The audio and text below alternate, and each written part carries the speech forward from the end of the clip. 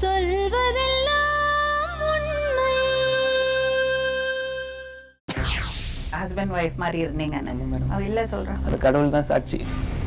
என் வாழ்க்கையை கெடுக்கணும்னு நினச்சிட்டேன். அப்படி வேற யாரும் லவ் பண்ணுறாங்க, அந்த வேற அவங்க கொண்டு ஓடி போயிருப்போம். அவரை கல்யாணம் பண்ணிக்கிறியா?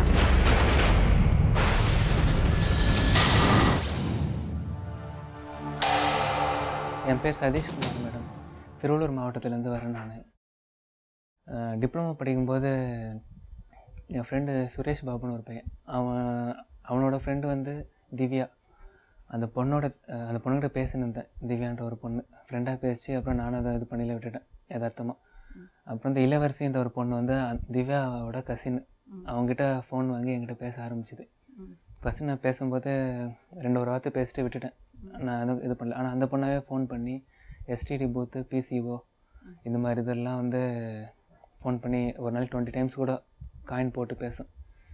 சரி, யாரோ பொண்ணு பேசுது என்ன ஒரு அப்ரோச்சில் வந்து நான் பிடிச்சிருந்ததுனால, பார்த்ததில்ல, ஃபோனில் பேசுறதுனால நான் 2 டேஸில் லவ் ப்ரப்போஸ் பண்ணேன். அவங்க வந்து அதுக்கு முன்னாடி குமரன் அப்படின்ற ஒரு பையனை லவ் பண்ணேன். அந்த பையன் வந்து என்னை வேணான்னுட்டான் அப்படின்னாங்க. சொல்லிட்டு என்ன பண்ணுறா பொண்ணு வந்து பட்டினப்பாக்கத்தில் ஒர்க் பண்ணுறாங்க மேடம். 1 வீக் நீங்கள் டைம் எடுத்துக்கோ. அந்த மாதிரி குமரன் இதை பற்றி தெரிஞ்ச உடனே எப்படி டீப்பாக லவ் பண்ணிங்களா என்ன அது நான் கேட்டேன். அதுக்கு இல்லை நாங்கள் வந்து ஒரு 1 வீக் வந்து சும்மா தூரமாக வந்து பார்த்து பேசணும், அப்புறம் அவன் என்ன வேணான்ட்டான் அப்படின்னு. அதுக்கப்புறம் நீங்கள் சரி நீங்கள் 1 வீக் கூட டைம் எடுத்துக்கணும், அதுக்கப்புறமா சொல்லுங்கள் அப்படின்னு நான் சொன்னேன். ஆனால் அந்த பொண்ணு நான் காலையில் ப்ரப்போஸ் பண்ணால் அது ஈவினிங்கே சொல்லிடுச்சு திரும்பி. இல்லை உங்களை எனக்கு பிடிச்சிருக்குது, நான் திரும்பி நீங்கள் ஞாபகம் பற்றி பேசுங்க, இது லைஃப் விஷயம், எதுவாக இருந்தாலும் நீங்கள் முன்னாடியே சொல்லுங்க, நீங்கள் டைம் எடுத்துக்கோங்க, 1 வீக்கில் அட்லீஸ்ட் ஒரு 2 டேஸாவது நீங்கள் யோசித்து சொல்லுங்கன்னா. அந்த பொண்ணு வந்து இல்லை உங்களுக்கு பிடிச்சிருக்குன்னு அப்படி சொல்லிச்சு. அப்புறம் பேச ஆரம்பித்தோம், பழகணும், வெளியெல்லாம் கூட்டின்னு போவாங்க அந்த பொண்ணை. எங்கெல்லாம் கூட்டிகிட்டு போவீங்க? அம்யூஸ்மெண்ட் பார்க், சொல்கிற இடத்துக்கு கூட்டின்னு போவேன். ஊட்டி மட்டும் கூட்டின்னு போகணுன்ற ரொம்ப நாள் சொல்லியிருந்தது. ஊட்டியா? அது அவ்வளோ லாங் என்னால் கூட்டின்னு போக முடியாது. இங்கே லோக்கலில் 1 டே எதுனா சொல்லு, நான் கூட்டின்னு போகிறேன். ஸ்டே பண்ணுறது எனக்கு சரியாக படல, 4 days 5 daysலாம் புது ஊர் வேணாம் அப்படின்னு கூட்டின்னு போவேன். கோயில் வீட்டில் பெற்றவங்க எல்லாம் இல்லையா? 4 days 5 days எல்லாம் ஊட்டி போகிறோம், கொடைக்கானல் போகிறோம் சொல்கிறா. பெற்றவங்க எல்லாம் இல்லை? நான் எங்கள் பெற்றவங்களை யோசித்தேன், வீட்டில் என்ன சொல்கிறதுன்னு தெரியல. அந்த பொண்ணுக்கு இருக்கிறாங்க, அப்போ எப்படி வருவா? ஃபேமிலி அது மாதிரி சொன்னான் என்கிட்ட.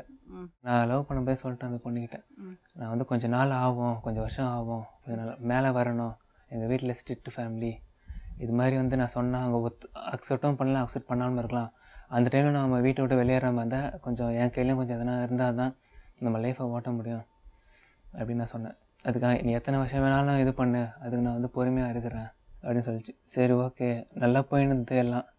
ஒரு 2 இயர்ஸுக்கு அப்புறம் என்னாச்சு, அந்த பொண்ணுக்கு வயிறில் வந்து கர்ப்பப்பை கட்டி இருந்தது மேடம்.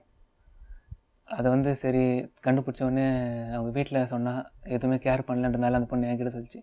சரி நீ ஏமா வீட்டில் சொல்கிறேன் நான் இருக்கும்போது அப்படின்ட்டு கிளினிக் கூட்டின்னு போய் ஒரு 2 இயர்ஸுக்கு மேலே ட்ரீட்மெண்ட் எடுத்து சரி பண்ணேன். அந்த ட்ரீட்மெண்ட் எடுக்கும்போது என்னாச்சு, அந்த பொண்ணுக்கு உடம்புல ஸ்கின் ப்ராப்ளம் மாதிரி வந்தது. அதையும் நான் பார்த்தேன். வாய்ப்புண்ணு இந்த மாதிரி பிரச்சனைகளும் வந்தது.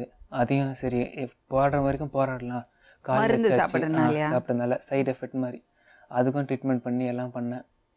இப்படி போயினே இருந்தது. அப்புறம் அந்த கையில் வந்து சின்ன வயசில் வந்து அந்த பொண்ணுக்கு குளுக்கோஸ்லாம் போட்டாங்களாம். அதனால வந்து கை நரம்புலாம் சின்ன வயசுலேருந்தே வலியாக இருக்கும் அப்படின்னு சொன்னாங்க. அதுக்கு தானே சரி இந்த ட்ரீட்மெண்ட்டு முடிட்டோன்ட்டு கல்யாணத்துக்கு முன்னாடி இதெல்லாம் பார்த்துட்டா நம்மளுக்கு பின்னாடி வந்து ப்ராப்ளம் எதுவும் இருக்காது, எல்லாத்தையும் நம்மளே பார்க்கணும், குடும்ப செலவு பண்ணும்போது இதையும் பார்த்து அதையும் பார்த்து முன்னாடியே எல்லாத்தையும் முடிச்சிடலாமா அப்படின்னு அதையும் பார்த்து எல்லாம் பண்ணேன். இப்போ என்ன சொல்லுது அந்த பொண்ணு வந்து, நான் உன்னை லவ் பண்ணல, தீபன்ற பையனை தான் நான் லவ் பண்ணுறேன் அது மாதிரி சொல்லுது மேடம். எப்போதுலேருந்துன்னா நான் வீட்டை விட்டு வெளியே வந்து ஒரு 40 டேஸ்க்கு மேலே ஆயிடுச்சு. இது மாதிரி எனக்கு கம்பெனியில் வந்து போன மாதம்லாம் ஆடிட்டிங் இருந்தது. அப்போ இந்த ஸ்டடீஸ்லாம் வந்து ஃபைனல் செமஸ்டர் இருந்ததுனால அந்த ரிசல்ட்லாம் வர வரைக்கும் வெயிட்டிங்கில் இருந்தேன். அந்த ப்ரெஷரில் வந்து நான் ஒரு 10 days இந்த பொண்ணுக்கிட்ட பேசல. அந்த டைமில் வந்து எங்கள் வீட்டில் வந்து அந்த சின்ன பொண்ணுக்கு வந்து நிச்சயம் பண்ணிட்டாங்க, கூப்பிட்டுருந்தாங்க. நான் எல்லாம் முடிச்சுட்டு வரேன் அப்படின்னு நான் கொஞ்சம் வெயிட் பண்ணுமான்னு சொன்னேன். நான் இப்போ என்ன சொன்னேன், லவ் பண்ணும்போது வெயிட் பண்ண அவசரப்படுதுன்னு சொன்னேன்ல அப்படின்னு. அதுக்கும் வந்து சரி அந்த பொண்ணு அமைதியாக இருந்தது. அந்த 10 days கேப்பில் வந்து நாங்கள் பேசிக்கல. இந்த கம்பெனி ப்ரெஷரு சும்மா டார்ச்சர் பண்ணுதுன்றதுனால நானும் வந்து அந்த பொண்ணுக்கிட்ட எதுவும் பேசிக்கல. அப்படி நான் விட்டுட்டேன். அந்த பொண்ணு சுத்தமாக பேசலை. சரி எல்லாம் முடிச்சதும் 10 daysக்கு அப்புறம் வந்து நான் ஃபோன் போட ஆரம்பித்தேன். ஃபோன் போட்டு பேசி இது மாதிரி எல்லாம் கொஞ்சம் நல்லா பேசி அதுக்கப்புறம் இல்லை நீ எனக்கு வேணாம், நீ எனக்கு சரிப்பட்டு வரமாட்டேன் அது மாதிரி சொல்லிச்சு. ஏன் என்ன காரணம் சொல்லலாம், இல்லை நீ எனக்கு தேவையில்லை அப்படி இந்த விஷயத்த வந்து சொல்ல. எனக்கு வந்து தொண்டையில் சதை வளருது இப்போ ரீசெண்டாக மேடம். இது மாதிரி ஒரு ஊசி 200 ரூபா ஹாஸ்பிட்டல் போயின்னு இருக்கேன், எங்கள் வீட்டில் ரொம்ப கஷ்டமாக இருக்குன்னுச்சு. சரி இவ்வளோலாம் பண்ணேண்ணா, இதை நான் உனக்கு பண்ண மாட்டேண்ணா, சரி நீ கிளம்பி வா, சென்ட்ரலில் ரயில்வே ஸ்டேஷன் நீ கிளம்பி வா, காசு தரேன் அப்படின்னு. வீட்டில் வந்து என்ன சொல்லியிருக்குது அந்த பொண்ணு, இது மாதிரி ஃபோன் வந்து பேசியிருக்குது, வந்துட்டேன்டி அப்படி சொல்லியிருக்குது. எப்போவுமே வந்து அவங்க வீட்டில் வந்து நான் லவ் பண்ண தெரியும், எங்கள் வீட்டில் தான் தெரியாது, அந்த பொண்ணு வீட்டில் வந்து தெரியும். உடனே என்ன இந்த பொண்ணு வந்துட்டேன்டின்னு சொல்லிட்டு அவங்க அம்மாவுக்கு தான் இந்த விஷயம் தெரியுமே. ஒன்று அவங்க அம்மா கிட்ட சொல்லிட்டு வரோம் அவரை பார்க்க போகிறேன் அப்படின்ட்டு. அப்படி இல்லையா எதுவுமே சொல்லாது. அவங்க அம்மா கேட்டாங்கன்னா கூட அது கிளம்பி வந்துடும் எதுவுமே சொல்லிக்காமல். என்ன இந்த பொண்ணு சொல்லுதுன்னு எனக்கு கொஞ்சம் லைட்டாக டவுட் பட்டேன். ஆனால் ரொம்ப அதை கேஷுவலாக விட்டுட்டேன். சரி ஓகே விடு அப்படின்னு. அது பொண்ணு வந்த உடனே இது மாதிரி ஒரு ஊசி 200 ரூபா சொல்கிறாங்க, 7 ஊசி போட்டிருக்கு அப்படின்னு. அந்த டைமில் மாத கடிச்சுன்றதுனால கையில் காசு இல்லை. இருந்த காசுலாம் கொடுத்துட்டு ஒரு 100 ருபீஸ் மட்டும் என் செலவுக்கு வச்சுன்னு, இது அம்மா கிட்ட கொடுத்துரு, இது நீ இப்போ வச்சுக்காத, நான் உனக்கு அப்புறமா காசு தரேன் நான் செலவுக்கு அப்படின்னு. சரி வாங்கிட்டு கை காமிச்சிட்டு போயிடுச்சு. அதோட நைட்டு வந்து ஃபோன் பண்ணேன். நான் அசிங்கமாக பேசி இது பண்ணி, ஏன் அசிங்கமாக பேசுனா காரணம் சொல்ல மாட்டேங்குது. என்னோடய ஃபோன் கால்லாம் அவாய்ட் பண்ணுது. அவங்க வீட்டில் என்ன சொல்லிச்சு, இது மாதிரி எதுவுமே நடக்கலன்னு சொன்னாலும் அதை எதுவும் கொச்சப்படுத்தாமல் விட்டுட்டேன் மேடம். ப்ரெஷர் எதுவும் நான் பண்ணிக்கல.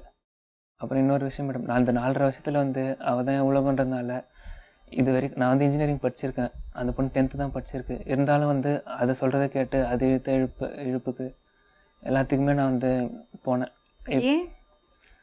சரி ஒரு ஒய்ஃபுக்கு இம்பார்ட்டன்ட் கொடுப்போம். வைஃப் ஆகலையே மேடம். ஏப்ரல் மாதம் 24 2014 அப்போது தாலி கட்ட சொல்லிச்சு மேடம். அவங்க மாமா வந்து அந்த பொண்ணை அடிச்சுட்டு என்னையும் அடிச்சுட்டு பிரச்சனை பண்ணார். அதனால் வந்து வழியை கூட்டின்னு போயிட்டு கட்டுன்னு சொல்லிச்சு. நான் அப்போ கூட யோசித்தேன், இல்லை நீ கட்டி தான் ஆகணும்னு சொன்ன உடனே தாலி கட்டி மெட்டி போட்டு விட்டேன். நீ கொஞ்ச நாள் ஒரு மாதம் வீட்டில் இரு, நான் வீடு வாடகை பார்த்துட்டு ஏதோ ஒன்று இது பண்ணுறேன், எனக்கு ஸ்டடீஸ் வேறு போயின்னு இருக்குது, ஃபீஸ் வேறு கட்டணும் இப்படிலாம் நான் சொன்னேன். அதுக்கு சரின்னு தலையாட்டு வீட்டுக்கு போகும்போது அது மாதிரி தாலிலாம் ஊற்றுட்டு இது சொல்லிச்சு மேடம். சரி இன்னும் ஒரு 2 வருஷம் உனக்கு இருக்குல்ல, ஒர்க் பண்ணி அதை முடிச்சதுக்கு அப்புறம் பார்த்துக்கலாம், படிப்பு முடியட்டும். எல்லாத்துக்கும் நான் பொறுமையாக இருந்து அது சொல்கிறதுக்கெலாம் வந்தேன். இவ்வளோலாம் கேட்டு சுயமாக சிந்திக்கிற இதுவே இந்த 4 வருஷமாக நான் விட்டுட்டேன். நான் அது சொல்கிற பேச்சை கேட்டு எல்லாம் இது பண்ணி என்னை திட்டம் அடிக்க கூட அடிக்கும், அது கோபத்துலேயும் அடிக்கும், பாசத்துலேயும் அடிக்கும். ஆனால் பதிலுக்கு நான் அது மேலே ஒரு கை வச்சது கிடையாது மேடம். அவ்வளோ இம்பார்ட்டன்ட் நான் கொடுத்தேன். ஒரு கொள்கையோட இருக்கணும் அப்படின்றதுக்காக தான் நான் அந்த பொண்ணை செலக்ட் பண்ணேன். ஏழை குடும்பத்து பொண்ணாக இருக்கணும், 10 ரூபா வரதட்சணை வாங்கக்கூடாது, படிப்பே இல்லாமல் இருக்கணும் அந்த பொண்ணு. இப்போ ஏற்பட்ட பொண்ணுக்கு நம்ம வாழ்க்கை கொடுக்கணும்.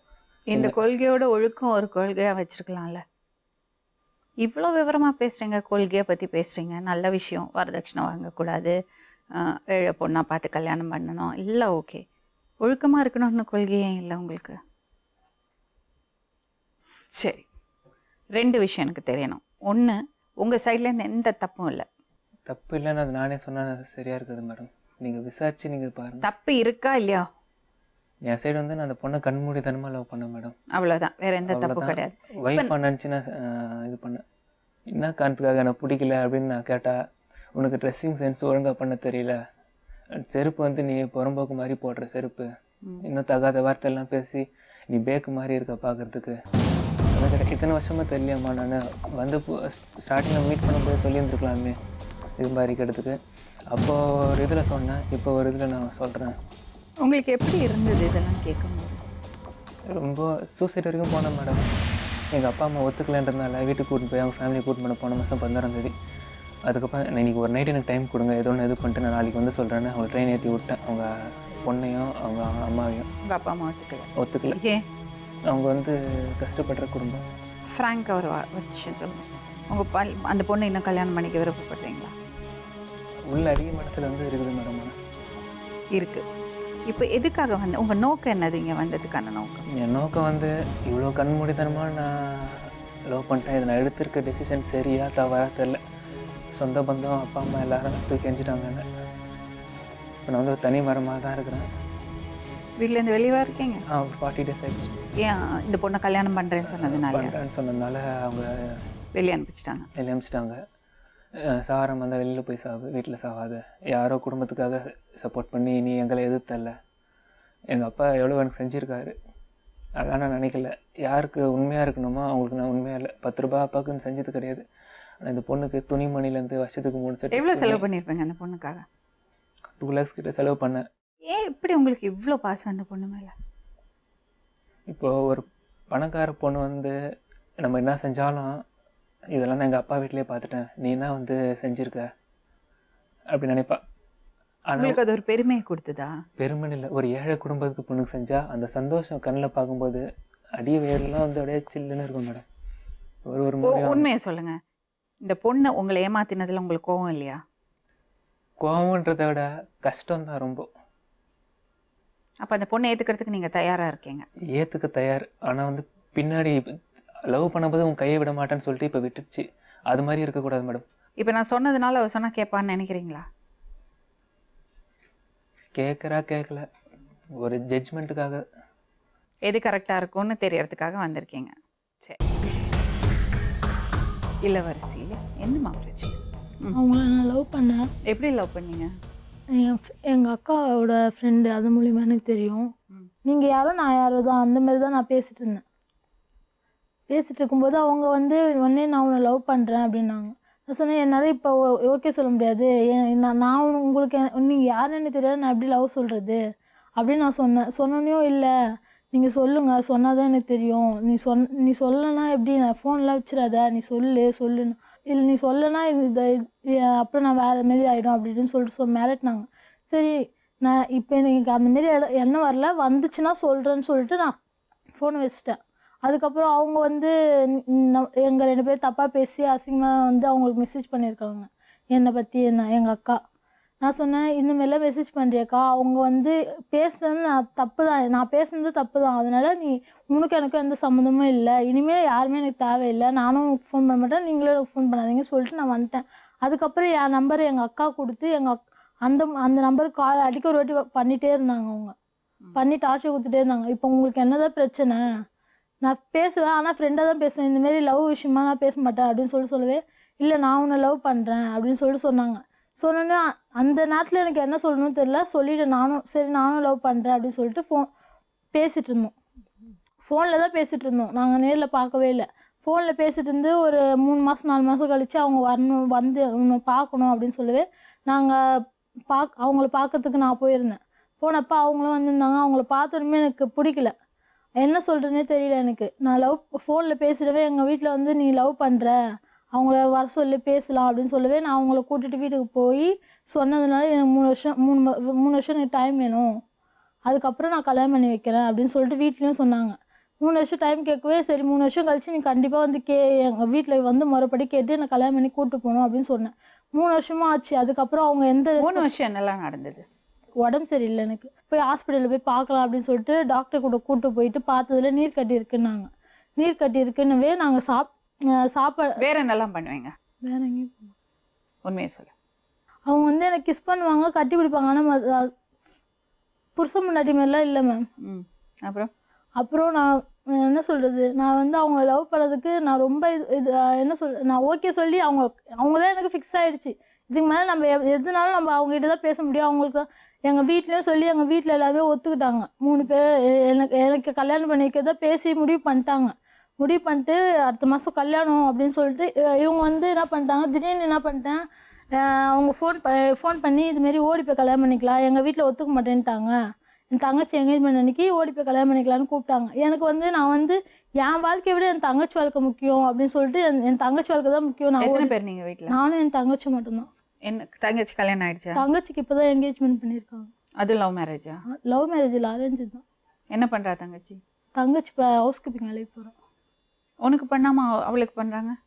நான் லவ் விஷயம் தெரிஞ்சதுனால எனக்கு வந்து கொஞ்ச நாள் கழித்து பண்ணுறேன் அப்படின்னு சொல்லிட்டு அவங்கக்கிட்ட வந்து கூப்பிட்டு பார்த்தாங்க.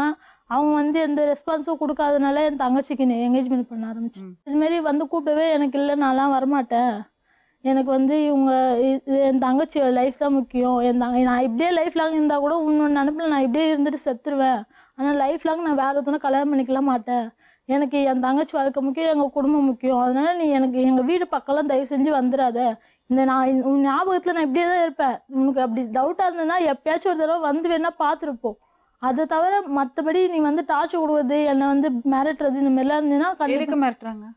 அந்த ஃபோட்டோ வச்சுருக்காங்க, கிஸ் பண்ண ஃபோட்டோலாம் வச்சுருக்கேன் அப்படின்னு சொல்லிட்டு மிரட்டிட்டு இருக்காங்க. எதுக்கு மிரட்ட ஒன்றும் கல்யாணம் பண்ண ஆசைப்படுற பையன் எதுக்கு கல்யாணம் இப்படி மிரட்டுற மாதிரி பேசினோன்னே எதுக்கு மிரட்டணும்? அவங்க அது மாதிரி சொல்கிறாங்க. ஏன் இதுமாரி நீ வந்து என்னை விட்டு போயிடுவ, நீ நல்லா இருக்க, அதனால நீ என்னை விட்டு போயிடுவ அப்படின்ட்டு என்னை மிரட்டுறாங்க. அவங்க அசிங்கசியமாக அதுக்கு முன்னாடியே ஃபோனில் அசிங்கசியமாக திட்டுவாங்க என்ன. எதுக்கு? இதுமாரி யாருன்னா இப்போ அண்ணன்ற எங்கள் அண்ணன் இப்போ என் தங்கச்சி ஃபோன் பண்ணுறான்னு வச்சுக்கோங்களேன், ஃபோன் அட்டன் பண்ணி பேசிட்டு இருக்கும்போது அவங்க வெயிட்டிங் கால் வந்ததுன்னா யார்கிட்ட பேசுகிற, உனக்கு என்னத்துக்கு ஃபோன், முதல்ல என்கிட்ட மட்டும்தான் பேசணும் அப்படின்ற மாரி ஒரு மாதிரி பேசிகிட்டு இருக்காங்க. அதுக்கப்புறம் வந்து அவங்க இதுமாரி சொல்லவே நான் சொன்னேன், இல்லை எனக்கு என்கேஜ்மெண்ட் ஆக போகுது, நீ அப்பயாச்சும் வரியான்னு பார்க்கலான்ட்டு நாங்கள் இப்படி சொன்னோம். எனக்கு என்கேஜ்மெண்ட் ஆக போகுது, எங்கள் ஆயோட பையனையே கல்யாணம் பண்ணி வைக்கிறதா பேசிகிட்டு இருக்காங்க வீட்டில், இனிமேல் எனக்கு ஃபோன் பண்ணாது அப்படின்னு சொன்னோன்னே இவங்க உடனே கிளம்பி வந்துட்டாங்க இங்கே வீட்டுக்கு வந்து இதுமாரி நான் உன்னை கல்யாணம் பண்ணிக்கணும், இப்பயே வா கல்யாணம் பண்ணிக்கலாம் அப்படின்னு சொல்லிட்டு அவங்க சொல்லவே எனக்கு என்ன பண்ணுறதுன்னே தெரியல. உடனே எங்கள் அம்மா வந்து எங்கள் அம்மாவோட சொந்தக்காரங்களாம் கூப்பிட்டு வந்து இதுமாரி வந்துட்டாங்க, என்ன பண்ணுறது தெரியல அப்படின்னு சொல்லிட்டு கேட்கவே, சரி நீ அவங்க வீட்டாண்ட போய் பேசுங்க அப்படின்னு சொல்லிட்டு எங்கள் அம்மா, எங்கள் அத்தை, எங்கள் மாமா 3 பேர் போனோம். அவங்க வீட்டாண்ட போனோம். வீட்டுக்கு போனப்போ கூட வீட்டோட அட்ரஸ் எதுவுமே எங்ககிட்ட சொல்லலை.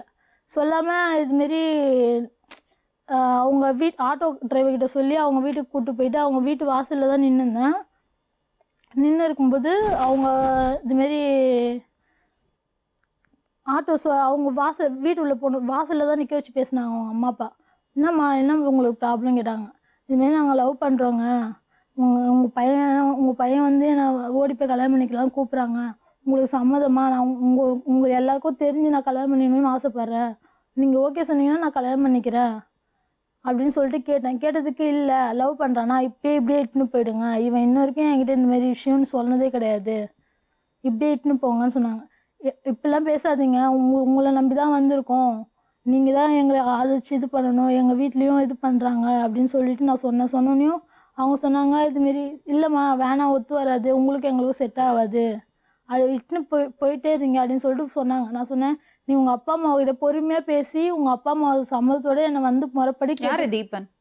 தீபன் தீபனுக்கும் எனக்கும் என் சம்மந்தமே இல்லை மேம். தீபன் எனக்கு யாருன்னே தெரியாது.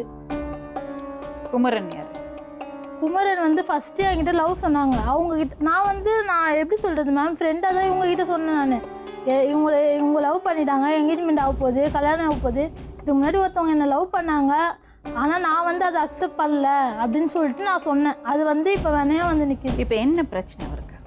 அவர் என்ன ப்ராப்ளம் தெரியல. நான் கல்யாணம் பண்ணிக்கிறேன்னு சொல்லிட்டு எங்கள் வீட்டில் எல்லாமே ஃபிக்ஸ் பண்ணிட்டாங்க மேம், டேட்லேருந்து எல்லாமே ஃபிக்ஸ் பண்ணிட்டாங்க. வந்து நின்றுட்டு கடையால் வந்து அசிங்கப்படுத்துறது, வேலை செய்கிற இடத்துல வந்து சந்தேகப்படுறாரு அவங்க, ரொம்ப சந்தேகப்படுறாங்க மேம். உனக்கு அவர் கூட வாழறதுக்கு விருப்பம் தான்? ஆனால் வாழ்கிறதுக்கு விருப்பத்தோடு தான் நிறைய நாள் நான் எவ்வளோலாம் கற்பனை பண்ணி வச்சுருந்தேன் மேம்.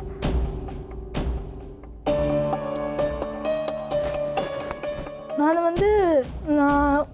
என்ன சொல்கிறது, இந்தமாரி நான் கனவுல கூட நினச்சி பார்க்கல மேம். நான் இவங்க லவ் பண்ணி இவங்க எப்படி இருந்தாலும் சரி நான் மாற்றிடுவேன்ற நம்பிக்கையோட ஆனால் இருக்க அதிகமாக தான் ஆகுது அந்த சந்தேகம்.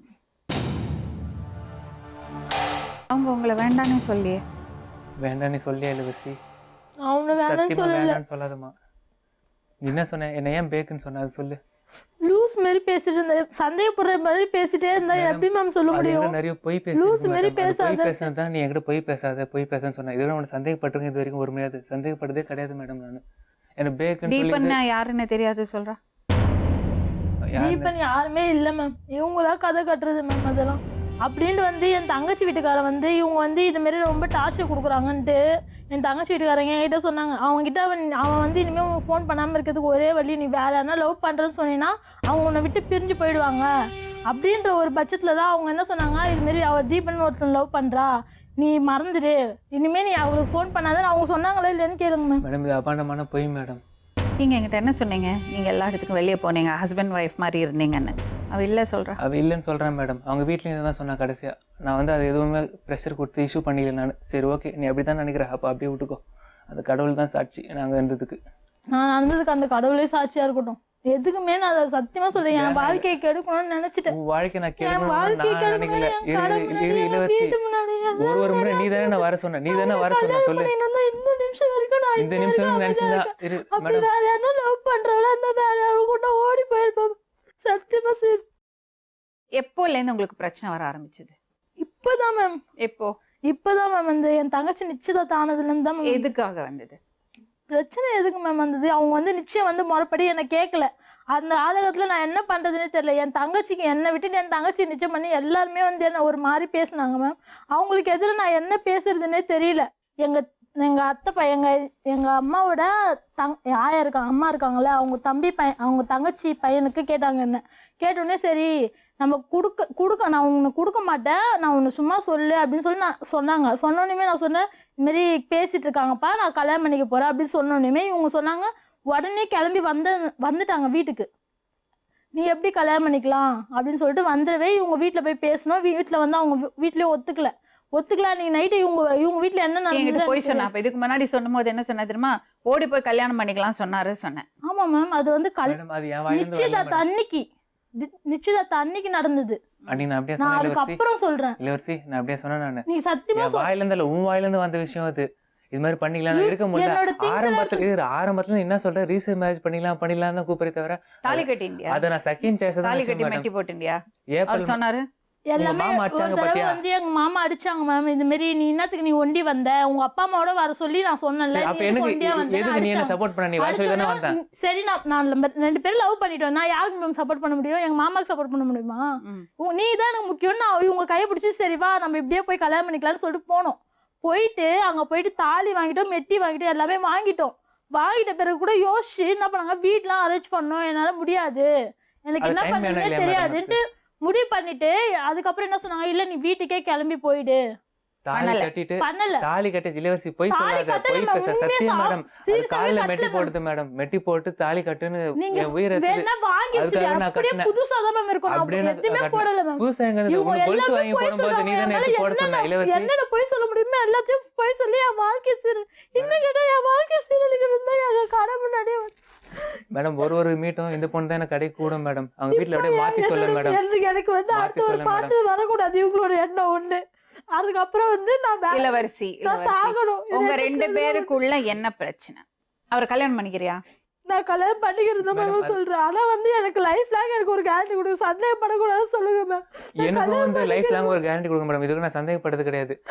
இப்போ நீ கை பிடிச்சா விடக்கூடாது, நான் அதான் கேட்கறது மேடம். இப்போ அவங்க வீட்டுல ஒத்துக்கல, அதனால நீங்க வீட்டுக்கு போயிட்டீங்க. அப்புறம் நீங்க என்ன சொன்னீங்க அவர்கிட்ட?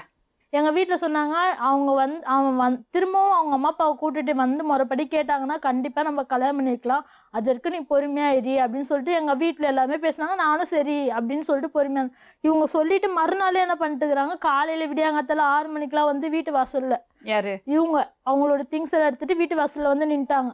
வந்துட்டு இதுமாரி கல்யாணம் பண்ணிக்கலாம், நான் எல்லாத்தையும் எடுத்துகிட்டு வந்துட்டேன். அப்ப அவங்க என்ன நினைப்பாங்க மேம், நான் எல்லாத்தையும். அப்ப நீ என்ன சொன்ன? அவங்கள பத்தி எல்லாம் கவலைப்பட வேண்டாம், அதுக்கு என்ன சொன்னேன்? அதுக்கு என்ன சொன்னேன், நானும் கல்யாணத்துக்கு ஒத்துக்கணும் மேம். தாலி புடவை எல்லாமே நான் வாங்கி தரேன், கல்யாணத்துக்கு தேவையானது மட்டும் வாங்கி தரேன், நீங்க சாப்பாடு போடுறது பந்தல் இது கல்யாணம் இதுக்கு மட்டும் நீங்க பாத்துக்கோங்க அப்படின்னு சொன்னாங்க. சரி ஓகே நான் சொல்லிட்டு திடீர்னு இவங்க அம்மா ஃபோன் பண்ணிருக்கு. இவங்க வந்துட்டாங்க. வந்துட்ட பிறகு அவங்க அம்மா ஃபோன் பண்ணாங்க, இந்த மாதிரி எங்க அம்மாவுக்கு ஹார்ட் அட்டாக்கு, நான் உடனே கிளம்பி போய் ஆகணும். கல்யாணம் ஃபிக்ஸ் பண்ற டைம்ல இவங்க கிளம்பி போயிட்டாங்கன்னா எல்லாரும் என்ன நினைப்பாங்க மேம்? போயிட்டு நான் உடனே வந்தேன் மேடம். திரும்பி போயிட்டோன்னே எனக்கு என்ன இது மாதிரி எல்லாமே வந்து பேசி இது பண்ணிட்ட பிறகு இவங்க எல்லாமே நாங்க என்ன பண்றதுன்னே தெரியல. சரி அப்புறம் அதுக்கப்புறம் வந்து திரும்ப மறுநாள் வந்து அவங்க சித்தப்பா கூப்பிட்டு வந்தாங்க வீட்டுக்கு வந்து இது மாரி இல்லை நீங்க அவசரப்படாதீங்க, வீட்டுக்கு ஒரே பிள்ளை, அவசரப்பட்டு நீங்க கல்யாணம் பண்ணீங்கன்னா லைஃப்ல நீங்க தான் கஷ்டப்படணும் அப்படின்னு சொல்லிட்டு சொன்னாங்க. நாங்கள் உடனே சொன்னோம் லைஃப்பில் கஷ்டப்படுறதுக்குலாம் ஒன்றும் இல்லை, இப்போ அவங்க கையில் தொழில் இருக்குது, இவ கையில் தொழில் இருக்குது, சம்பாரித்து சாப்பிட போகிறாங்க, இதில் என்ன இருக்குது அப்படின்னு சொல்லிட்டு அவங்க வீட்டில் இருக்கவங்களாம் பேசினாங்க. அவங்களும் ஓகே சொல்லிட்டாங்க. ஓகே சொல்லி கூப்பிட்டு போயிட்டு ஃபோன் வந்து எனக்கு 3 மாதம் கழிச்சு தான் நான் 3 மாதம் கழிச்சு தான் கல்யாணம் பண்ணிப்பாங்க அப்படின்னு சொல்லிட்டாங்க. சொன்னோடனே சரி 3 மாதம் கழிச்சு கல்யாணம் சொல்கிறாங்களே அப்படின்னு சொல்லிட்டு நானும் பேசிட்டு இருந்தேன். வேலைக்கு போகிறேன் மேம். நான் காலையில் 9 மணிக்கு போயிட்டு நைட்டு 9 மணிக்கு வரேன். இப்போ தான் வேலையில் ஜாயின் பண்ணேன். 9 மணிக்கு வரேன். ஒரு 1 ஹவராக ஃபோனில் பேசினாங்க. சரி ஃபோனில் வந்து நாங்கள் வேலையிலேருந்து வந்தோடனே ஃபோனை காதில் வச்சேன், பேசிட்டு இருந்தேன், இவங்ககிட்ட பேசிட்டு இருக்கும்போது என்ன சொன்னாங்க, இதுமாரி என்னது நீ வந்து பேசு, நைட் ஷிஃப்ட் உங்களுக்கு என்கிட்ட பேசுனாங்க. என்னால் முடியல, மென்சஸ் வேறு அதிகமாக போயிட்டுருக்கு, அதனால என்னால் முடியல, வயிறு வலி தாங்க முடியல, தலை வலி தாங்க முடியல அப்படின்னு சொன்னேன். சொன்னோடனே சரி உடம்பு சரியில்லையா, சரி போய் வச்சிரு அப்படின்னு சொல்லிட்டு வச்சுட்டாங்க. இவங்க என்ன சொன்னாங்க, வாட்ஸ்அப் ஓப்பன் பண்ணினா நான் உங்கள்கிட்ட பேசலாம் அப்படின்னு சொல்லிட்டு சொன்னதுனால எப்படி வாட்ஸ்அப் ஓப்பன் பண்ண எனக்கு தெரியல. நெட் பேலன்ஸ் போட்டு அந்த ஆன்லைனில் ஓப்பன் பண்ணி வச்சுருந்தேன். வச்சுட்டு இருக்கும்போது இவங்க வந்து எனக்கு ஃபோன் பண்ணது எனக்கு தெரியல. ஃபோன் நீ ஆன்லைனில் இருக்க தானே அப்படின்னு கேட்டாங்க ஃபோன் பண்ணி. இப்போ வந்து 10 மணிக்கு ஃபோன் பண்ணுறேன், ஒரு நிமிஷம் 2 நிமிஷம் பேசிட்டு சாப்பிட்டியாமே கேட்டால் சாப்பிட்டியான்னு சொன்னால் பரல, கொட்டிக்கிட்டேன் இதுமாதிரி சொல்லுது மேடம். எனக்கு கஷ்டமாயிடுச்சு. 1 நிமிஷம் 2 நிமிஷம் பேசிட்டு எனக்கு கை காலுது, உடம்பு வலிது, ஒரு மென்சஸ் ஆகுது, முடியாது, நான் தூங்குறேன்னு சொல்லிட்டு ஃபோனை வச்சுது. திரும்பி அதை சாப்பிட்டுதா இல்லையான்ட்டு கேட்கலாம், கொட்டிட்டேன்ட்டு சாப்பிட்டு தான் படுத்துதா சாப்பிடாம படுத்தான்ட்டு கொஞ்ச நேரத்துக்கு நான் ஃபோன் பண்ணுறேன். 1 மணி நேரம் 1.5 மணி நேரம் ஆனால் கூட அது வந்து வெயிட்டிங் காலில் இருக்குது மேடம். எதுக்காக வந்து எனக்கு சப்போர்ட் பண்ணி உங்கள் அம்மா ஒன்று அடிச்சாங்க, அதுக்கு பதில் சொல்லு. டபுள் கேம் ஆடுறியா கேட்டாங்க. டபுள் கேம்லாம் விளையாடுறியான்னு கேட்கல. எங்கள் அம்மா என்னை அடித்தது காரணம், நீ வந்து என் ஃப்ரெண்டு ஒருத்தி ஃபோன் பண்ணியிருந்தா ஷமீம்ட்டு, வேலை விஷயமா பேசிட்டு இருந்தேன். அப்போ வந்து அவள் வந்து எங்கள் வேலை மேலே வந்து வேலை கேட்டான். வேலை கேட்டதுக்கு வேலை இல்லைன்னு சொல்லி அனுப்பிச்சிட்டாங்க. அந்த ஒரு பொண்ணு ஒரு மாதிரி பேசிடுச்சு. சரி இதுமாரி மனசு கஷ்டப்படுவேன். 9 மணிக்கு நான் வந்தேன், வீட்டுக்கு 9 மணி தாண்டி வருவேன், வந்துட்டு நான் உனக்கு சொல்கிறேன். அப்புறம் ஃபோன் பண்ணப்போ வந்து இதுமாரி இல்லடி ஒன்றும் ப்ராப்ளம் இல்லை, ப்ரொவிஷன் ஐட்டம் ஓப்பன் பண்ணோன்னே கண்டிப்பாக ஆள் எடுப்பாங்க, நீ வந்துடு அப்படின்னு சொல்லிட்டு அதை சொல்கிறதுக்கு தான் ஃபோன் பண்ணேன்.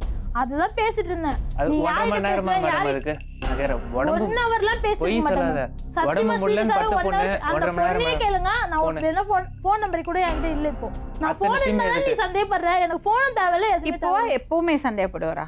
எப்பவுமே நடுவில் என்கிட்ட பேசிட்டே இருப்பாங்க. திடீர்னு ஒரு மாதிரி பேசுவாங்க. இவங்க கிட்ட நான் ஒரே ஒரு தப்பு பண்ணேன்.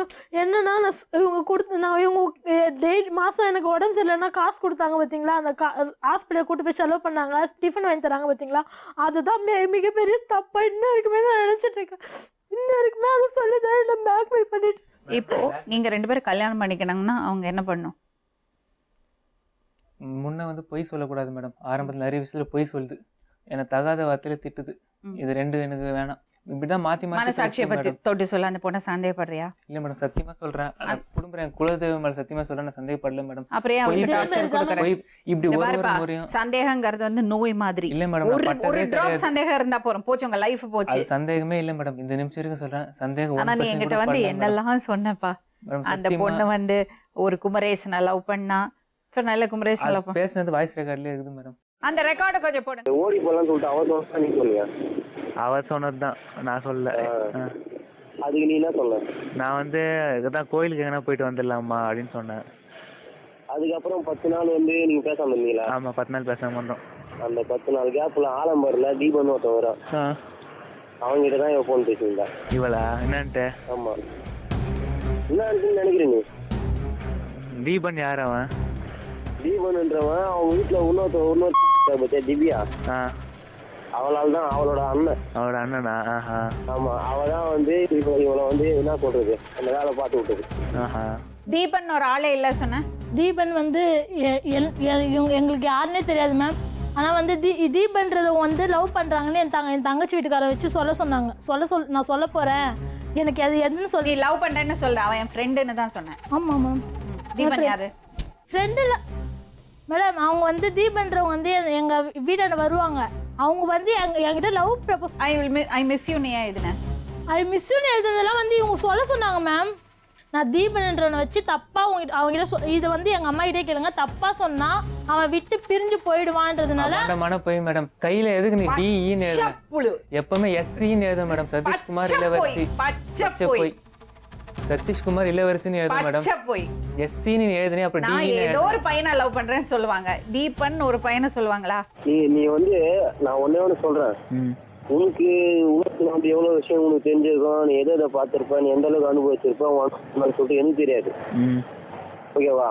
ஆனா என் வயசுக்கு உன் வயசு எத்தனை எனக்கு தெரியாது. உன் வயசுல நீ பாக்காததுனா நான் பாத்துட்டு வந்துட்டேன். எந்த விஷயத்துல?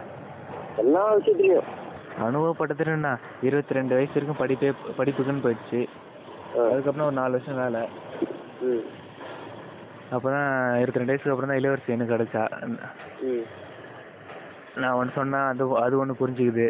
நான் என்ன கேட்டேன்னா, தலைவலின்ற ஃபோன் மட்டும் நான் என்கிட்ட கட் பண்ணிட்டு 1 hour வந்து ஆன்லைனில் இருந்தியே, ஃபோன் கட் பண்ணிட்டு தூங்கலாம்லன்னு கேட்டேன். இதுக்கு சந்தேகப்படுற? அந்த அந்த வாய்ஸை பார்த்தியா? பேட் பேட் எனக்கு வந்து நான் வந்து எப்படி சொல்லி புரிய வைக்கிறதுன்னு தெரியல. நான் ஒன்னே ஒன்று, எனக்கு ஒரு அண்ணன் கூட பிறந்தவன் இருக்கிறான், ஓகேவா? எனக்கு கூட பிறகா வேணான்னு நினச்சி சொல்கிறேன். அவன் வேணாயா உனக்கு? அந்த பிளானிங் தான், நாளைக்கு சொல்லிட்டு வந்துடலான்னு தான் இருக்கிறேன். உனக்கு சொல்கிற மாதிரி நீ வந்து இல்லை அவங்க சொந்தக்காரிகிட்ட சொல்கிற பற்றியா? அவங்க சொந்தக்காரர்கிட்ட இவங்ககிட்ட யார்கிட்ட, ஏன்னா நீ அவங்க சொந்தக்காரங்க யாரையும் லவ் பண்ணல, இவ்வளோ மட்டும் தான் லவ் பண்ணுறது. இவ்வளோ மட்டும் தான் லவ் பண்ண, டேரெக்டாக சொல்லிட்டு அந்த பொண்ணோட ஒரே ஒரு வார்த்தை உனக்கு ஒன்று சொன்னால் புரியல சதீஷ். சொல்லு. இன்னைக்கு வந்து அவ வந்து உன்னை விட்டு வேற ஒருத்தனை கல்யாணம் பண்ணி போயிடுவானா அப்படின்னு சொல்லி நீ நினைக்கலாம். போயிடும் தான் சொல்லிட்டு என்ன நீ நினைக்கலாம். அவளுக்கு கல்யாணம் ஆகுறதுக்கு ஒன்று 5 வருஷம் ஆகும். அது தெரியும் உனக்கு? யோ நீ எல்லாருக்கும் தெரிஞ்சு புரியுதா இல்லையா? எல்லாருக்கும் தெரிஞ்சு கல்யாணமே ஆகாம நிச்சயத்துமே பண்ணாம இந்த ஊர்லயே இவன் தான் இன்னொருத்த கல்யாணம் பண்ணி போறான், இவன் தான் சுத்திக்கிறான், மொத்த பேர் இன்னைக்கு எவனா ஒருத்தன் கூப் பண்றவங்க வந்து இழுத்துன்னு ஓடுறவன் அப்படியே எவனா ஒருத்தன் வந்தானுங்களா முதல்ல கேட்பான் இந்த பொண்ணு எப்படி அப்படின்னு சொல்லிட்டு. இவளுக்கு கல்யாணம் ஆகுது 5 வருஷம் ஆகும் சதிச்சு. அந்த பொண்ணு கல்யாணம் பண்ணி இது பண்ணிக்கல, பரவாயில்ல, எங்க நல்லா இருக்கட்டும். அப்படி இல்லை, நான் சொல்றது நல்லா புரிஞ்சுக்கோ. நீ மனசு கஷ்டப்படுறதா சொல்றேன். வந்தா நம்மளை விட்டு வேற ஒருத்தன் லவ் பண்றா போல இது, அவனை கல்யாணம் பண்ணி போற போல இதுன்னு சொல்லிட்டு இவன் வந்து இல்ல எவனா ஒருத்தனை பிக்கப் பண்ணி அங்க அவன்கிட்ட போன் பேசி நான் என்ன இந்த மாதிரி நான் ஒருத்தன் வந்து லவ் பண்ணேன், நான் கல்யாணத்துக்கு முன்னாடி முடிக்கலாம் மறைங்க சொல்லிட்டு நினைக்கல, அவன் இந்த மாதிரி சொல்லிட்டு உன்னை குறை சொல்லலாம். ஆனா வந்து அவன் வீட்டாண்ட வந்து கண்டிப்பா கேட்பான். அவங்க வீட்டுல இருக்கிற மொத்த பேரும் அந்த ஊர்ல இந்த ஊர்ல இருக்கிற எல்லாருக்குமே வந்து விசாரிக்க வேணாம், அவங்க ஆளுங்களே சொல்லிட்டுவாங்க அந்த பொண்ணை பத்தி. புரியுதா? அதுதான் வந்து நான் யோசிச்சேன், அசிங்கம் ஆயிட போகுது. கல்யாணம் ஆகுதுன்னா 5 வருஷம் பாரு. ஒண்ணு ஒரு ஆம்பளை பையன் உன்னி நல்லவனா இருக்கிற உன்னெல்லாம் ஏமாத்திருந்தீங்கன்னா அவன் பெருசா அனுபவம். இன்னொன்னு சொல்ற மாதிரி இன்னைக்கெல்லாம் உன்னை வானா சொல்றா விட்டு போலாம். அவங்க ஆசையை கெடுத்து 26 வயசு வரைக்கும் உன்னை கல்யாணம் பண்ணிக்காம நீ இருக்கிறன்னா இது எல்லாத்தையும் சேர்த்துனா அவன் குறைவு போற குழந்தைங்க பத்தி அதுவும் சேர்ந்து கஷ்டப்படும். எதுக்குப்பா குழந்தை எல்லாம் கஷ்டப்பட்டு அப்படிலாம் சொல்லாது சரி. என்ன தெரியும் உனக்கு? நான் என் ஃப்ரெண்டுங்க இதே மெசேஜ் சொல்லிட்டு எத்தனையோ பேர் அவங்க வந்து என்னை பத்தி தப்பா சொன்னா இவங்க பிரிஞ்சு போயிடுவாங்கன்றதுனால இவங்க கிட்ட எப்படி பேசுறது தெரியல. அதனால இவங்க கிட்ட வந்து இவங்க கூட க்ளோஸ் ஆன மாதிரி பேசி அது மாதிரி அந்த ஆளுதான் தெரியாது மேடம். அவன் யாரு? இந்த ரூபன் தான் கல்பிரேட். இதெல்லாம் ஒரு மனுஷன் உன் தங்கச்சியை கொடுக்குறல்ல அவனுக்கு. இது மாரி சொன்னோன்னுமே அம்மா நான் ஆழ்ந்துட்டு அம்மா என் மேலே இப்படி லாபாடமா போலீஸ் சொல்லியிருக்காங்க மாடுன்னு சொல்லி சொன்னதுக்கு எங்கள் அம்மா சொன்னாங்க இப்போ அவளுக்கு என் தங்கச்சியை திட்டினாங்க. உனக்கு தேவை நாங்கள் அசிங்கப்படணும், நானும் இவ்வளோ சேர்ந்து சாவரம் நீ பார்த்துட்டு இரு அப்படின்னு சொல்லிட்டு அவன் தங்கச்சி திட்டினாங்க. திட்டினோடனே என் தங்கச்சி அவனுக்கு ஃபோன் பண்ணி நீ என்ன பேசுன, அவங்க ஏன் என்ன இந்த மாதிரி கேட்குறேன். அந்த வீடியோ அவன் போட்டு காட்டினா மேம் இவர் போட்டு காட்டு. சரிம்மா, உன் தங்கச்சிக்கு எப்படி ரூபனை கல்யாணம் பண்ணி கொடுக்குறீங்க? ரிலேஷன் மூலியமா கல்யாணம் கொடுக்குறாங்க. இப்படி பேசுறாரு அவரு. இவரை பற்றி எனக்கு இவங்களை பற்றி எனக்கு தெரிஞ்சு கூட நான் வீட்டில் சொன்னேன் மேம். இவங்களுக்குலாம் கட்டி கொடுக்காத மேம், கட்டி கொடுக்காத. தங்கச்சி என்ன பண்ணியிருக்கா? என் தங்கச்சி லவ்லாம் பண்ணல. வீட்டில் வந்து அவங்க கேட்டோன்னே இவங்க வந்து பேசவே அவளுக்கு வந்து அட்ராக்ட் ஆயிடுச்சு. அதனால கல்யாணம் பண்ணி நிச்சயம் பண்ணிட்டாங்க. நிச்சயம் பண்ணி கல்யாணம் பண்ணி கொடுத்ததா பேசிட்டு இருக்காங்க. ஆனால் வந்து நான் வந்து அம்மா இவனை நம்பி கொடுக்காதம்மா, தயவு செஞ்சு என் வாழ்க்கை தான் போயிடுச்சு, இவனை நம்பி கொடுக்காதம்மா.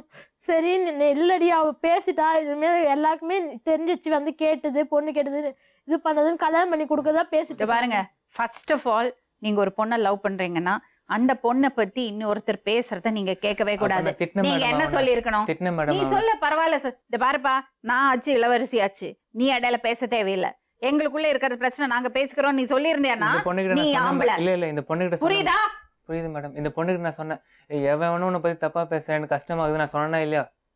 சொல்லு, சொன்னல. உங்க ரெக்கார்ட் போட்டு காட்டும் போது அந்த வார்த்தை சொன்னாங்க மேம். எவனும் பேசுறாங்கன்னா அந்த பேச வச்சு நேரம் கேட்டு என்னால உட்காந்து கேட்டுக்க முடியல. அவ்வளவு நேரம் கேட்டுட்டு இருந்திருக்கேன். நீ ரெக்கார்டிங் வேற, அந்த ரெக்கார்டிங் எடுத்துட்டு வந்து இந்த பொண்ணுங்க உட்கார வச்சு கேள்விகள். எனக்கு இனிமே எனக்கு கல்யாணம் வேணும், கல்யாணம் பண்ணி இவங்களோட இவ்வளோ நாளாக நான் இவங்கள லவ் பண்ணுன்றாங்களே, இவங்க கூட நான் பேசியிருக்கேன் பழகிருக்கேன். இந்த ஒரு நினப்பும் மறந்துட்டு நான் இனிமேல் என்னோட லைஃப்பில் நான் மட்டும்தான், யாருமே இல்லை, எங்கள் அம்மாவுக்கு நான் சம்பாதிச்சு கொடுக்குறேன், எங்கள் வீட்டில் இருக்கிற கடுத்து அடைச்சிட்டு என் தங்கச்சி கல்யாணம் பண்ணி கொடுக்குறாங்களே, இல்லை அவங்களோட விருப்பம். அதை பற்றி நான் எதுவும் பேசுறதுக்கலாமல் இருக்கேன்னா அது காரணம் நான் இந்த மாதிரி லவ் பண்ணதுனால தான். இன்னைக்கு என் தங்கச்சி என் வாழ்க்கையில் நான் முடிவெடுக்கிறது முடியாததுனால இவனை லவ் பண்ணதுனால தான். இப்போ நான் போய் யார் முகத்துலேயும் முடியும் கண்டிப்பாக எங்கள் வீட்டுக்கும் என்னால் போகும். நான் சொல்றது கேட்பியா? நான் சொல்றது கேட்பியா? அவனை கல்யாணம் பண்ணிக்கோ. எனக்கு கல்யாணம் பண்ணிக்க உண்மையாலவே விருப்பம் இல்லை மேம். ஏன்னா என்னை வந்து எல்லாருக்கு எதிரும் அசிங்கப்படுத்தி இப்ப நீ கல்யாணம் பண்ணிக்கிறது இல்லைன்னா அதை விட பெரிய அசிங்கம் உனக்கு. அப்ப என்ன பண்ண போற? என்ன பண்றதுன்னு நீ தான் முடிவு எடுக்கணும். நான் உன்னை ஃபோர்ஸ் பண்ண மாட்டேன். அந்த தாலியை கொண்டு வாங்க. லாஸ்ட் 3-4 மணி கூட அந்த தாலியை கையில வாங்க. உங்க அப்பா அம்மாவை ஃபேஸ் பண்றதுக்கு தைரியம் இருக்கா உனக்கு? அவங்கள சொல்லி புரிய வைப்பியா? புரிய வைக்கிறேன். எவ்வளவு தூரம் அந்த பொண்ணை இழந்திருக்கான்னு உனக்கு தெரியும்ல. நான் ஜஸ்ட் இவங்க எப்படி ரியாக்ட் பண்றாங்க தெரியறதுக்காக தான் தாலியை கொண்டு வர சொன்னேன். இப்போ டிசைட் பண்ணட்டும் அவங்க. இல்லை நான் ஏற்கனவே உங்ககிட்ட சொல்லியிருக்கேன், என் லைஃப்பில் 2 குறிக்கோள்ன்ட்டு. நீ கிடச்சா தான் நான் இன்னொரு குறிக்கோள்லையும் நான் வந்து எய்ம் பண்ண முடியுமா? நான் நல்லா பார்த்துப்பேன் இளவரசி. நீ ஃபைனலாக என்ன சொல்கிற? இதனால் வந்து நீ வந்து என்கிட்ட போய் தான் சொல்லுவேன். அதனால தான் வந்து எனக்கு கோவம் வரேன். ஏற்கனவே சொல்லியிருக்கேன். இதுக்கு நான் சந்தேகப்பட்டிருக்கேனா? இல்லை. ஏன்னா கணக்கு எடுக்கிறேன்னு சொல்கிறியா நீ? சரி ஓகே, அதை பற்றி நான் வந்து எடுக்க மாட்டேன். கணக்குக்காக நான் சொல்ல, நம்ம வாங்குகிற சம்பளம் எவ்வளோ, அதுக்குள்ளே நம்ம லைஃப் நடத்தணும் அப்படின்ற உனக்கு புரிய வைக்கணுன்றதுக்காக தான் நான் சொன்னேன். ஆனால் நீ அதை வந்து தப்பாக புரிஞ்சுக்கிட்ட. ஏற்கனவே சொல்லியிருக்கலாம், உன் அப்பா அம்மா வந்து என் அப்பா அம்மா மாதிரி பார்த்துக்கிறேன், அப்பாவுக்கு போட்லாம் வாங்கி தரமான்லாம் சொன்னேன்ல. எதுக்கு? என் மாமனார்ன்ற உரிமையில் தான் நான் சொன்னேன். நான் கொஞ்ச நாள் போட்ட கல்யாணம் ஆகி குழந்தைலாம் பிறந்த அப்பா அம்மா ஏற்றுப்பாங்க கண்டிப்பாக. இவங்களை கல்யாணம் பண்ணிக்க முடியல, என்னால வெளியே போக. உனக்கு அந்த பையனை கல்யாணம் பண்ணிக்கிறதுக்கு தைரியம் இருக்கா? என்னை உண்மையாக லவ் பண்ணுறேன். நான் சொல்றது கொஞ்சம் காதுல வாங்கிறியா? ஃபர்ஸ்ட் ஆஃப் ஆல் அந்த பையன் உங்க அம்மா அப்பாவை வந்து பார்த்துருக்கான், உங்க வீட்டில் தொடர்பில் இருந்திருக்கான். அதனால அவன் நல்ல பையன் நான் நினைக்கிறேன். அவனுக்கு என்னன்னா மேனேஜ் பண்ண தெரியல. அது மட்டும் இல்லாமல் அவன் கணக்கு சொன்னான்னு சொல்கிறல்ல, அது ஏன்னா அவனோட கெப்பாசிட்டிக்கு மீறி அவன் செலவு பண்ணியிருக்கான். ரொம்ப கஷ்டப்பட்டு செலவு பண்ணியிருக்கான். அதனால தான் அவனை குத்துறது. அது புரியுதா? நீ விட்டுட்டு போயிடுவோன்னு பயத்துல ஏதோ பண்ணியிருக்கான். அதெல்லாம் இல்லை மேம். இப்போ அவங்க வந்து காசு பணம் எனக்கு அதெல்லாம் தேவையில்லை. எனக்கு வந்து இப்போ நான் பேசுகிறேன், இப்போ ஒரு எங்கள் பெருமையோட பையன் வராங்க வந்து பேசுவாங்க.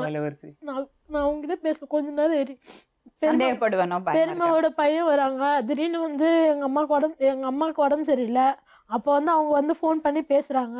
பேசினோடனே எதுக்காக பேசுகிறாங்க, என்ன உனக்கு? ஒரு நிமிஷம். 100% நம்பிக்கை இருந்தால் மட்டும் தாலி கட்டும், இல்லை தாலி கட்டாது. நம்பிக்கை இருக்கா? இருக்கு சொல்றதே நம்பிக்கை இல்லாம தான் இருக்கு மேடம். இருக்கு. 2 மினிட்ஸ் கொஞ்சம் பேசிக்கோ. இப்போ கையை பிடிச்சா நம்ம சாவர வரைக்கும் கையை விடக்கூடாது. இதுக்கு சம்மதமா உனக்கு? இது சொல்லாத. உனக்கு வந்து என் மேல கேட்கறதுக்கு பதில் சொல்லு. கேட்கறதுக்கு விட மாட்டேன். சரி இப்போ நீ கேளு. நான் வந்து எனக்கு வந்து நீ துளி கூட என் மேல சந்தேகம் இல்லைன்னு நான் உன்னை கல்யாணம் பண்ணிக்கிறேன். சந்தேகம் இல்லை மேடம். ஷூர். அவளுக்கு அந்த கேரண்டி கொடுப்பியா? கேரண்டி கொடுக்குறேன்.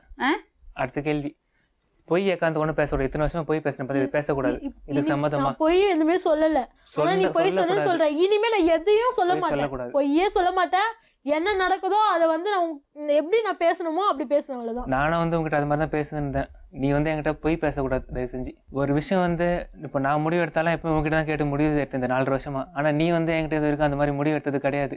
இதுக்கப்புறம் வந்து அந்த ஒரு விஷயம் முடிவு எடுக்கிற மாதிரி என்கிட்ட சொல்லு. இது மாதிரி பண்ணால் அடுத்த லெவல் அடுத்த ஸ்டேஜ் எப்படி ஆகும், என்ன மாதிரி விளைவுகள் இருக்கும், இல்லை என்ன மாதிரி நன்மை இருக்கும், இதுக்கு வந்து எனக்கு இம்பார்ட்டன்ட் கொடு. எனக்கு இதுக்கு இம்பார்ட்டன்ட் கொடு. இது இவங்க வந்து ஒரு மாதிரி என்ன சொல்கிறது, படிச்சிருக்காங்க, ஒன்றுமே வேலை எதுவுமே இல்லாமல் நான் என்கரேஜ் நிறைய கொடுத்துட்டேன் மேம். அதுக்கோசமே என்னை விட்டு போக மாட்டாங்க மேம் இவங்க. அதுக்கோசமே என்ன இப்போ நான் இல்லைன்னா நான் இந்த இதுவும் பண்ண முடியாது அப்படின்ற நிலமையில இருக்காங்க. அதனால தான் அவங்க அதனால தப்பு இல்லாமா? அது ஏன்னா இமோஷனலாக உங்ககிட்ட டிபெண்ட் ஆகிட்டான். கூட சுத்திட்டு உன்னை எல்லா இடத்துக்கும் கூட்டிட்டு போயிட்டு உன்னை தூக்கி போட்டு போகல அந்த பையன். அந்த பையன் வசதியான குடும்பத்துல பிறந்த ஒரே பையன். அவனுக்கு நல்லபடியா அவங்க வீட்டுல கல்யாணம் பண்ணி வைப்பாங்க. ஆனா உன்னை லவ் பண்ணிருக்கான், உங்க கூட தான் வாழணும்னு இருக்கு அவனுக்கு. அவனுக்கு அதை எப்படி சாதிக்கிறதுன்னு தெரியல, அவ்வளவுதான். கெட்ட பையனா இருந்தா உன்னை தூக்கி போட்டு போயிட்டே இருந்திருப்பான். புரியுதா? சரி, இப்ப நீ இந்த தாலியை கட்டிக்கிட்டேன்னா இதுவரை நடந்த தப்பெல்லாம் இரேஸ் ஆகிடும். புரியுதா? ஆனால் இதுக்கப்புறம் நீங்கள் வாழறது வாழ்க்கை தான் இல்லை. அதுதான் ப்ரூவ் பண்ணும் நீங்கள் செஞ்சது சரின்னு. அட்ஜஸ்ட் பண்ணி ஒருத்தர் ஃப்ராங்காக பேசிக்கிட்டு எந்த இது மரபும் இருக்கக்கூடாது. ஓப்பனாக இருக்க ஃப்ரெண்ட்ஸ் மாதிரி இருங்க. பி ஃப்ரெண்ட்ஸ்கிட்ட நம்ம எல்லாம் ஷேர் பண்ணிப்போம்ல, அந்த மாதிரி ஃப்ரெண்ட்ஸா இருங்க. அப்படிதான் மேடம் எல்லாமே ஷேர் பண்ணிக்கணும் ஒருத்தர். எந்த இதுவும் ஒரு பொய்யும் இருக்கக்கூடாது வாழ்க்கையில. இத்தனை வருஷம் சொல்லிச்சு பாத்தீங்களா, இந்த 4 வருஷமா வந்து என்கரேஜ் பண்ணேன்னு, அதெல்லாம் வந்து உண்மைதான். Very good. முதல்ல நீ போய் ஹேர் கட் பண்ணிக்கிற ஜம்முன்னு, நல்ல பாரு, அவனுக்கு நல்ல ட்ரெஸ் வாங்கி கொடு, சரியா? நல்ல ஸ்மார்ட்டா இரு, அப்படி சோகமா இருக்காது. நல்லா படிச்சிருக்க, நல்ல பையன் நீ. அப்புறம் என்ன, மேரேஜுக்கு முன்னாடி சொல்லிருக்கு ஸ்மார்ட்டா இருப்பியா? என்ன ஆஃப்டர் மேரேஜ் நான் மாத்துறேன்னு சொல்லிருக்கு. ஸ்மார்ட்டா இருப்பியா? கான்ஃபிடென்ட்டா இருப்பா. கையில தான் இருக்கு மேடம். கான்ஃபிடென்ட்டா இரு, உங்க கையில தான் இருக்கு.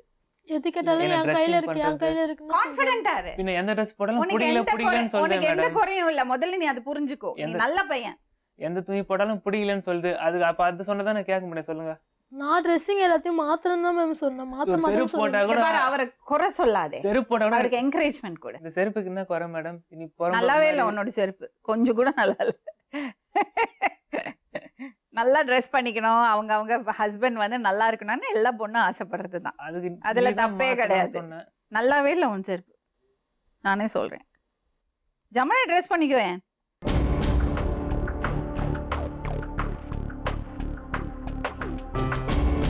அம்மா ரொம்ப கஷ்டப்பட்டு வளர்த்திருப்பீங்க பசங்களை, ஆனால் அவங்க அவ்வளோ பொறுப்பாக நடந்துக்கலை. உங்கள் பொண்ணு ரொம்ப தப்பு பண்ணிட்டான், புரியுறதுங்களாம்மா?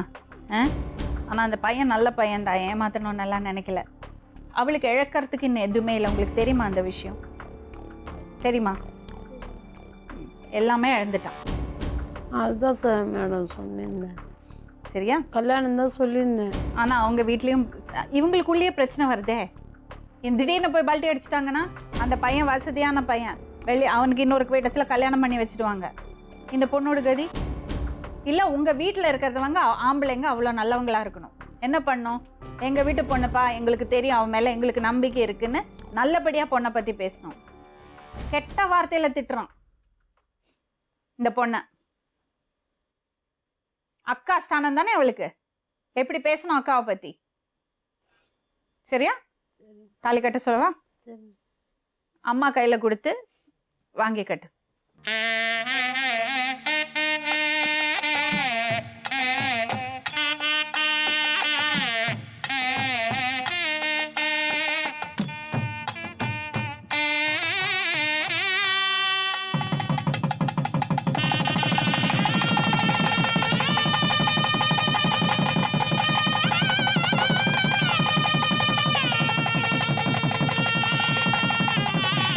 நல்லபடியாக வாழ்ந்து காமிக்கணும். உங்கள் மனசுக்குள்ளே இருக்கிறது அத்தனை கெட்ட எண்ணங்களும் தூக்கி போடுங்க இப்போவே.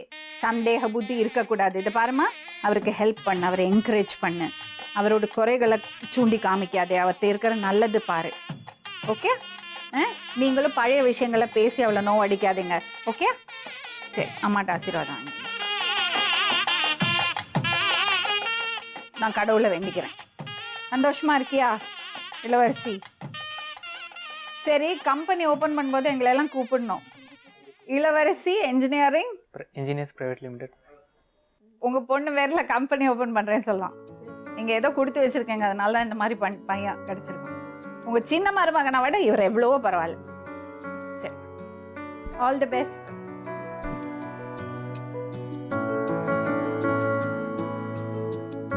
அந்த பையனோட ஃபேமிலி, அவங்க அப்பா அம்மாவுக்கு நாங்கள் மன்னிப்பு கேட்டுக்கிறோம்.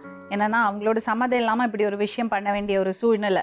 அந்த பையனோட குடும்பத்தை ரீச் பண்ணுறதுக்காக ரொம்ப ட்ரை பண்ணோம். அவங்க யாரும் ஃபோனை எடுக்கலை, கோவமாக இருக்காங்கன்னு நினைக்கிறேன் அவங்க பையன் மேலே. ஆனால் எங்களுக்கு வேறு வழி தெரியல. அந்த பையன் நல்ல பையன். அவளை வந்து ஓகே, அவனுக்கு கோவம் இருந்தது, அவனுக்கு மேனேஜ் பண்ண தெரியலைன்னு தவிர அவளை ஏமாற்றணும்னு அவன் நினைக்கல. கொஞ்சம் சந்தேக புத்தி இருக்குது, அது அவளை இரிட்டேட் பண்ணுறது. அதை நம்ம சொல்லி அனுப்பிச்சிருக்கோம். அந்த பையனோட அப்பா அம்மாட்ட நான் கேட்டுக்கிறேன், பசங்க தப்பு பண்ணால் கூட நம்ம நல்வழியை காமிச்சு அவங்கள கொண்டு வரணும். நம்மளால் மன்னிக்க முடியணும். நம்மளை தவிர அவங்களுக்கு வேறு யார் இருக்காங்க? மீண்டும் இன்னொரு உண்மை சம்பவத்துடன் உங்களை சந்திக்கும் வரை நன்றி, வணக்கம்.